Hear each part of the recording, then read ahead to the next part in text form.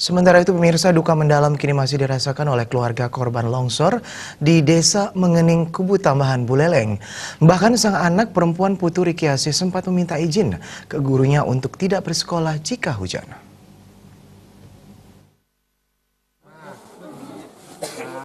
Duka mendalam cukup dirasakan oleh keluarga Nyoman Dania setelah longsor sendera rumahnya menimpa rumah anaknya yang berada di bawahnya. Duka tersebut juga sangat dirasakan oleh para guru tempat cucunya bersekolah. Salah satu guru kelas, Heni, menuturkan, peristiwa itu merenggut 4 nyawa termasuk siswanya, Putu Rikiasi yang baru kelas 2 sekolah dasar.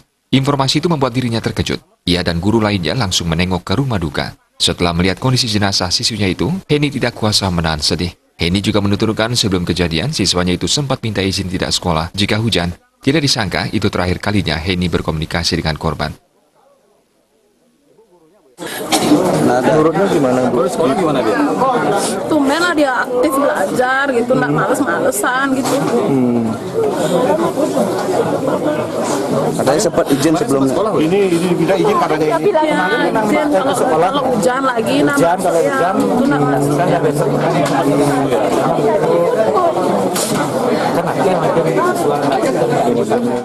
Sementara Wakil Bupati Buleleng Nyoman Sucitra langsung mengunjungi lokasi kejadian. Ia mengaku prihatin atas musibah longsor itu. Untuk sementara, pemerintah masih mendata dan segera mengupayakan bantuan. Masyarakat yang tinggal di daerah di tebing-tebing ini untuk bisa menghindari, sementara untuk bisa pindah ataukah menumpang dulu di rumah keluarganya yang ada di desa.